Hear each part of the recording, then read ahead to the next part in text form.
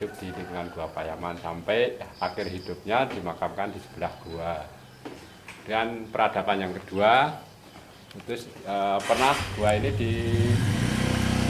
untuk bersinggah atau bertempat tinggal di Diponegoro sebelum tinggal di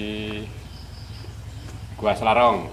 Namun karena Gua Payaman ini terlalu dekat dengan pos Belanda di Bantar, sehingga Diponegoro pindah dari Gua Payaman ke Selarong. Dan yang sisi ketiga, setelah peradaban hilang, dibangun atau ditemukan oleh Ndoro Purbo.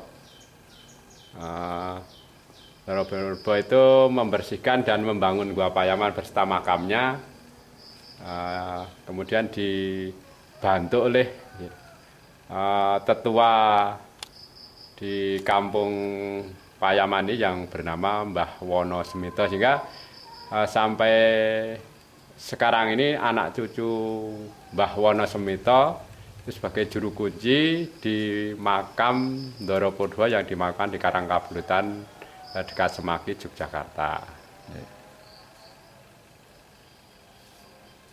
Ini pernah bersinggah, dibuktikan oleh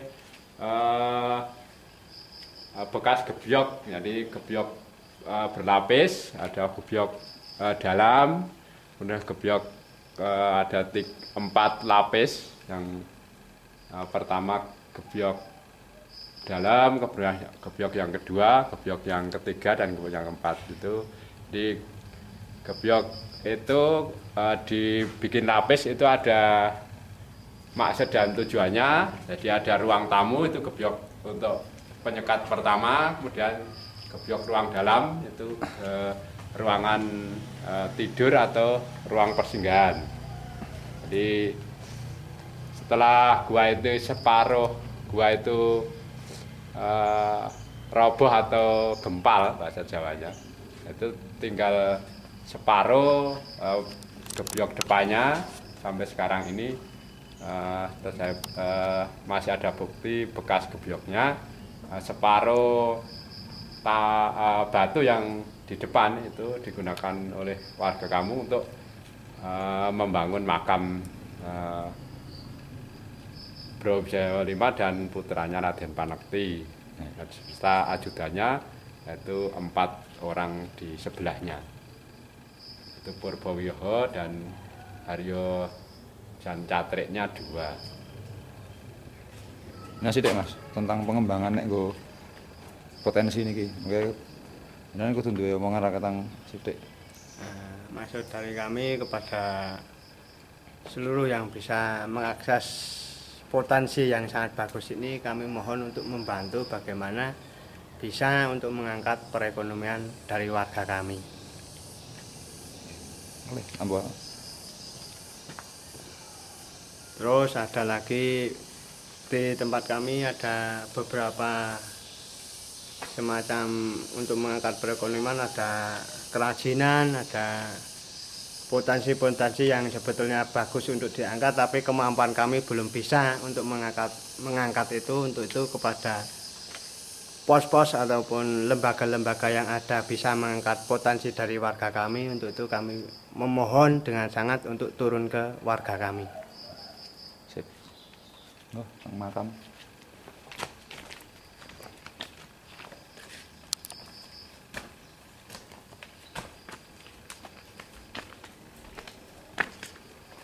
Perjalanan kami menuju ke makam keramat yang sudah ada sejak tahun 30-an atau 20-an.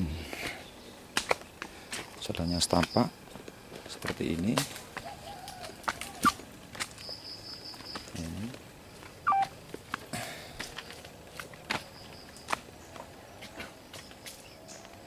Diterangke Mas. Jadi di sebelah Gua Payaman tadi itu kan ada peninggalan makam. Sebetulnya makam yang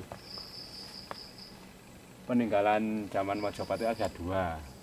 Itu yang pertama diceritakan oleh nenek moyang bahwa sebetulnya ada buku sejarah saat itu yang disimpan oleh Mbah Wonosemeto, namun Pak saat itu dipinjam oleh Penewu atau tingkat kecamatan zaman sekarang itu sebelum Jepang sampai ke Indonesia. Tapi sebelum diminta kembali itu sudah kejadian, yaitu Jepang, kalau bahasa Jawa zaman Dursetut, yaitu Jepang masuk wilayah Indonesia, terjadi perang hingga buku tersebut hilang. Dari cerita nenek moyang atau Mbah Wonosemeto bahwa dulu ada 2 makam yang dimakamkan, yaitu Brawijaya IV, kemudian putranya Raden Panekti. Nah, setelah itu siapa yang memberitahu yang dimakamkan itu adalah Ndoro Purbo yang berasal dari Keraton Jogja.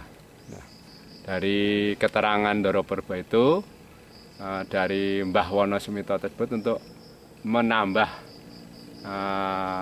kijing atau batu nisan di sebelah makam yang 2, yaitu 4, yaitu ajudan dari Raden Panekti, dan Brawijaya IV itu 2 Unggawa sebagai ajudan, yang 2 adalah cantrik.